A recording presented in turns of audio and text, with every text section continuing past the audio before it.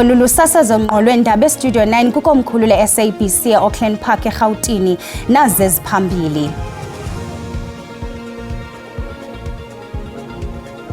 Lehle ku-31.4 iqondo lentswela-ngqesho kwikota yesine ka-2025 ukusuka ku-31.9 kwikota yesithathu. Wolulwe de kube ngumhla wama-31 kuMatshi umda wokusebenza kwekomiti yesikhawu yepalamente ephanda izityholo ezenziwa ngumkomishinala wamapolisa KwaZulu-Natal uNjengele Nhlanhla Mkhwanazi. Abaququzeleli bongquzulwano olujongwe ngabomvu lwaseNcochoyini lelog yeBetway Premiership phakathi kwe-Orlando Pirates neMamelodi Sundowns bacwangcisele inkitha yabalandeli kwibala i-FNB ngokuhlwa ngomso.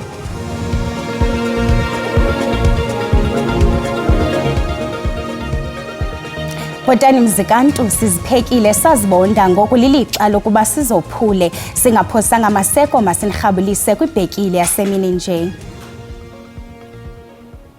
Esanda ngena ngoku zezokuba ayisekho emhlabeni inkokheli yamalungelo oluntu eMelika umfundisi Jesse Jackson. Umfundisi Jackson welihlaka lenye yenkokheli yamalungelo eMelika umfi uMartin Luther King Jr. waba ngumntu ontsundu wokuqala ukuziqatsela isikhundla sikamongameli eMelika. Umfundisi Jackson usweleke eneminyaka engama-84 emva kwengulo ende.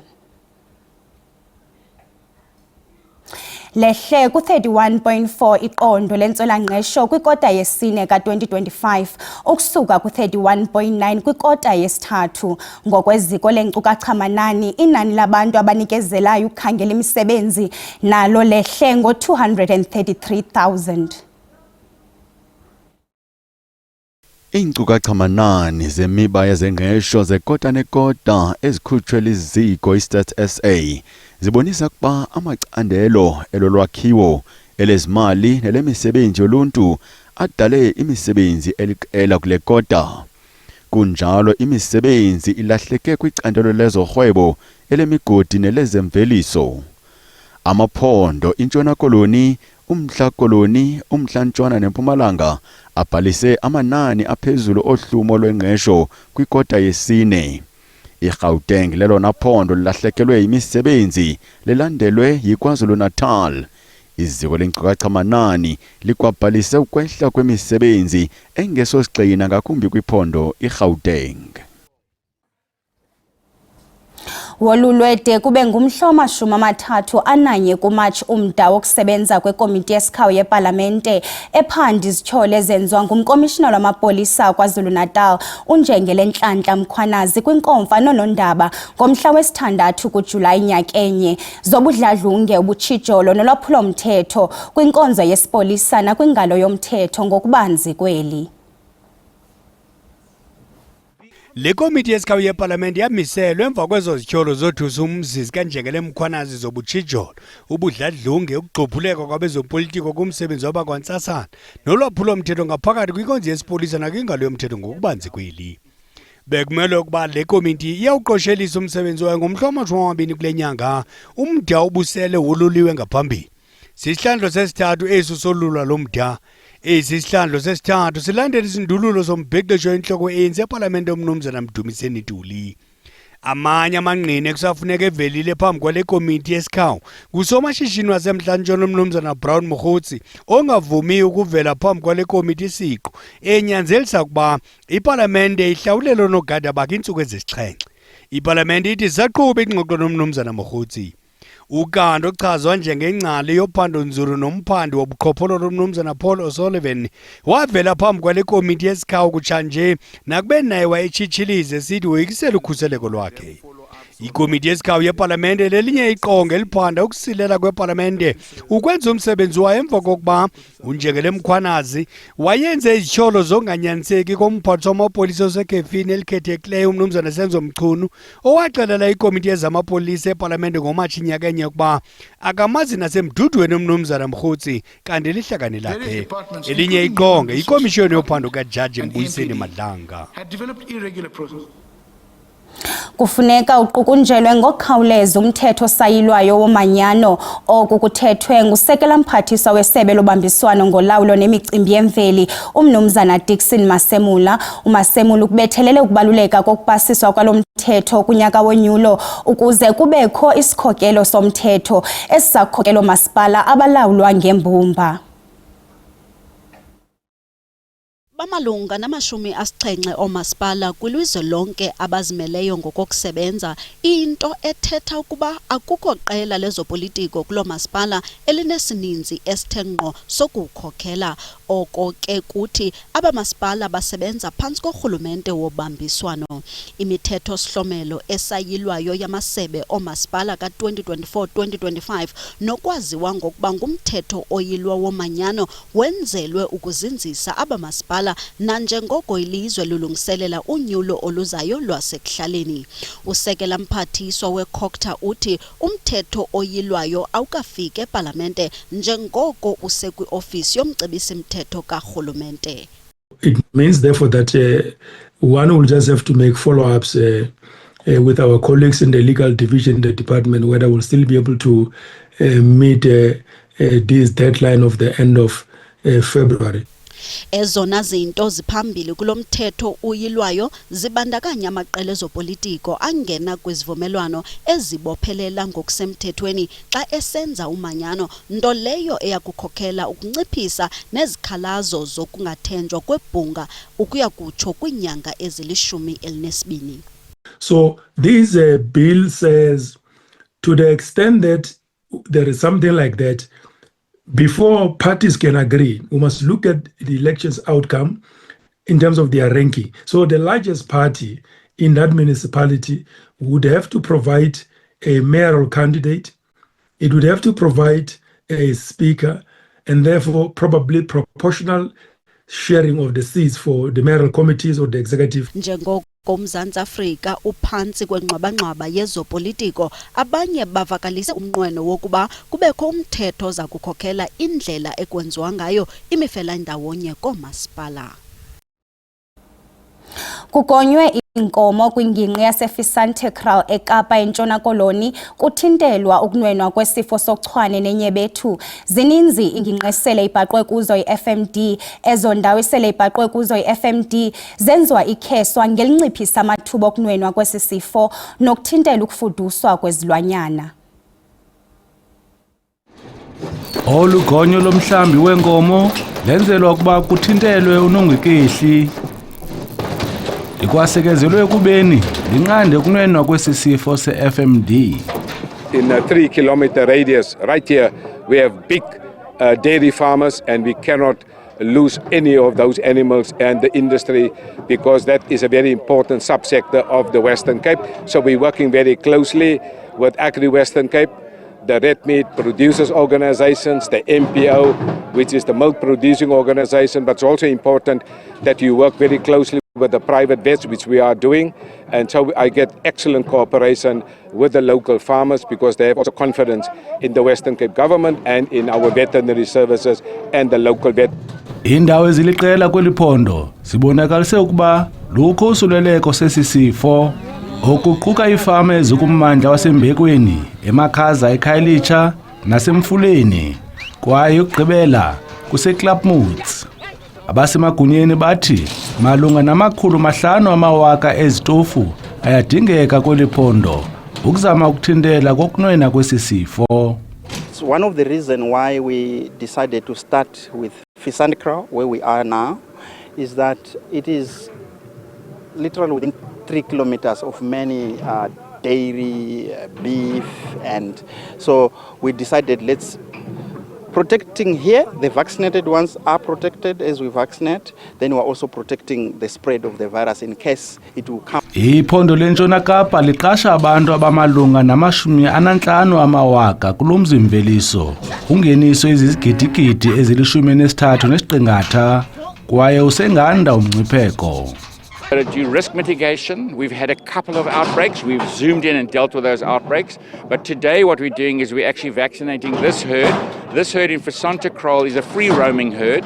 And of course, this, if they were infected, they could be the carrier. Abasemagunyeni bakwathi umonakalo sengamkhulu uvithize konke kwezoqoqosho ukuba le meko ayisela ngaso.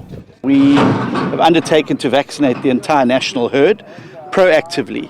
So not waiting to see symptoms of FMD, but proactively vaccinating. Ukanti likwaqhutyiwe ugonyo naseGeorge kunye naseMossel Bay kuMzantsi Kapa nalapho kufunyaniswe khona kwaqinisekiswa uqhambuko lwesisifo. Ndingumlamli Maneli wendaba ze-SABC eKapa.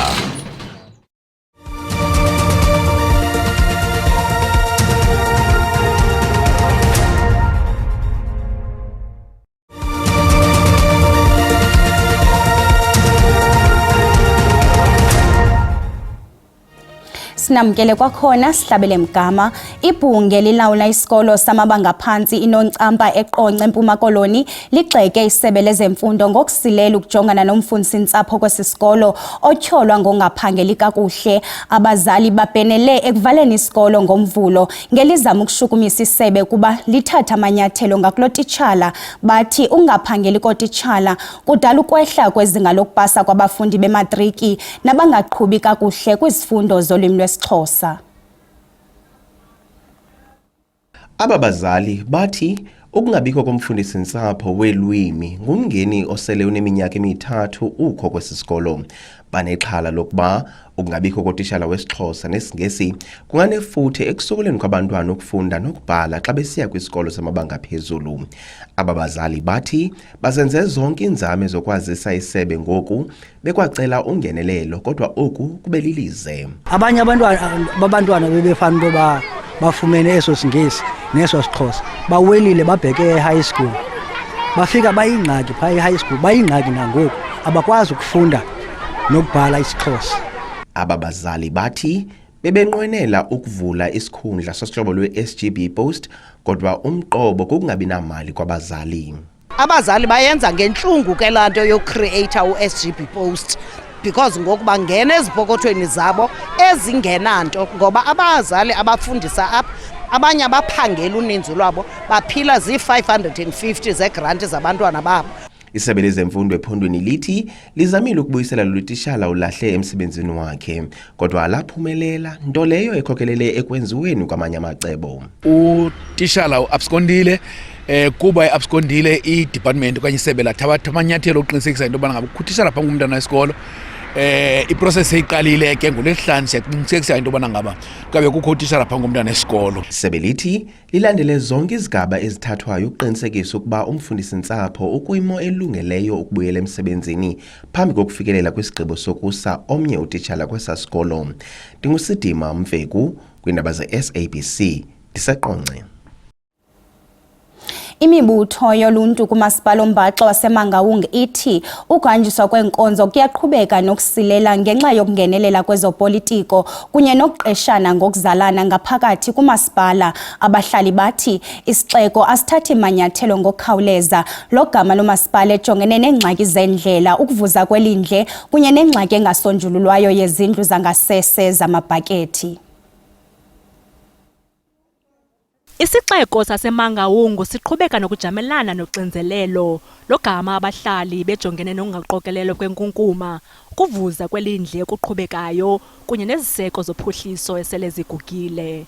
You know, you will be told that there's issues with tools of trade, there are disputes with regards to municipality and workers. You see, and as MCC, I think we are going to add another dispute because there are positions that were advertised last year in the municipality, about 450 positions, but in St. Lake, there were positions that were advertised and processes were not followed. Those positions were filled in. There's no service delivery at all. Refuse is all over. The sewers are running around, even in the households. The pit toilets are full to the point whereby residents cannot even use their toilets, and we don't have the roads, unfortunately. And while the people in the Mangaung, they are busy promoting nepotism and they are promoting corruption. They are not doing whatever in the interest of the residents. Umasipala oMbaxa uthi unikezelo lwenkonzo lusengundoqo kulo masipala. Nangona kunjalo, uvumile ukuba kukho imingeni yesiseko ethintela kusebenza kakuhle kwawo. Our road network, to be honest, in the whole city, it has big challenges. But out of the wisdom that we have earned or learned, is that before we can enter into aggressive road infrastructure development, we need firstly to fix sewer and water, which we are stabilizing. I'm not saying we are there 100%. We are stabilizing it now with a limited resource that we have. We have started patching of roads, painting of some of the roads, but also the private sector has started to come to the party in joining hands with us. Lo masipala kusafuneka aphumeze izindululo ezaphuma kwengqungquthela zeziseko zophuhliso nezotyalo mali ezijolise ekulungiseni indawo zokucoca inkunkuma ezingekho semgangathweni, kungakhathali kunye nokunqongophala kolondolozo leziseko ezingundoqo. Abanye abazali ePitoli abanabantwana abaphila nokukhubazeka ngokwasengqondweni nabasele beyigqibile imfundo yamabanga aphezulu bathi bashiywa kwesinomhlwa bengafumani uncedo kurhulumente. Bayabongoza ukuba baxhaswe nanjengoko bengayazi ukuba babathina abantwana babo abadala nabadinga ukubekwa esweni. Lo gama abaninzi sele beqalisile nohambo lwabo lokunxonxotha kumthombo wemfundo enomsila emva kokuqukumbela amabanga aphezulu. Abazali banxanelwe inkxaso ngakubantwana babo abaphila nokhubazeko ngokwasengqondweni nasekukhuleni. Yandigila abazali ngenxalabo yokuba besithi bakuba neminyaka engaphaya kwama-20 abantwana babo kungabikho zikolo namaziko akhawulelana nabantwana bakuluhlu labo baphila ne-autism. Bambi bathi amaziko abucala akwaziyo ukulungiselela abantwana babo anamaxabiso axhomileyo abangafikeleliyo kuwo. I did it on my own because there is nothing that the government has prepared or set up for the school leavers, the 18-year-olds who are on the spectrum. So it is a private care center. It's a private. There is no social development that is involved. There's no Department of Education that is involved in doing that. You are on your own.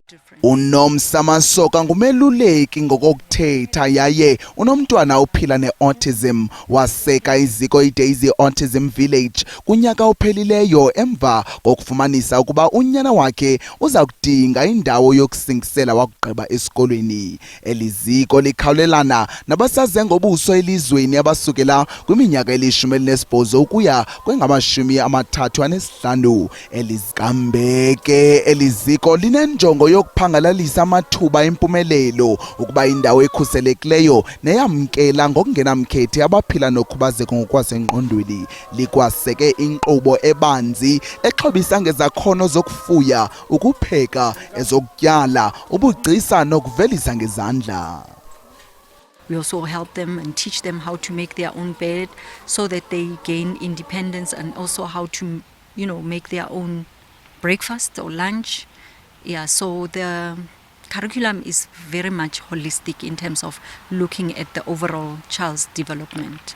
When learners with severe mental disabilities finish school, they often require ongoing support and care. In Gauteng, we are committed to providing the necessary assistance. However, we need to follow a careful and compassionate process. Whilst we recognize the growing need for such care and working through a waiting list because of the huge demand, our goal is to provide the best possible care and support for. Ukanti ke ababazali baphalaza imbilini yabo batahuzisa kurhulumente ukuba abambisane namaziko abucala ukukhawulelana nengxubakaxaka yokulinda ixesha elide. Kaloku bakholelwa ke lokuba lamaziko asekwangaba likhubalo lokugcina abantwana babo ukuza noxibilili kwimingeni namagingxigingxi abagaxeleka kuwo ngokwemontlalo. Kwezemidlalo, abaququzeleli bongquzulwano olujongwe ngabomvu lwasenkcochoyini yelog yeBetway Premiership phakathi kweOrlando Pirates neMamelodi Sundowns bacwangcisele inkitha yabalandeli kwibala iFNB ngokuhlwa ngomso. Sele kuthengiswe amatikiti angaphaya kwe-31,000 alomdlalo phakathi kwamaBhakaniya akwinqwanqwa lokuqala neSundowns ehleli isibini. Umdlalo ususwe kwibali Orlando Amstel Arena wafuduselwe eFNB Stadium ukulungiselela umthamo omkhulu wabalandeli. Yingxubakaxaka ukusindleka umdlalo omkhulu kangaka eOrlando phakathi evekini. Ingxinano kwindlela ezibheka neziphuma epaleni iba ngumngeni ongathethekiyo. Umthamo wabalandeli abalindileke kulo mdlalo ungaphaya ko-60,000 yingakho ufuduselwe eFNB. So it's not strange for the Pirates fixtures over the last couple of months.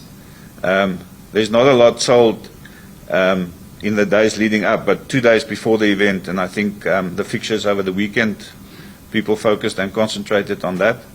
So we expect at least a crowd of 60,000 at least. Umdlalo oqala ngecala emva kweyesixhenxe ngokuhlwa ngomnye umngeni.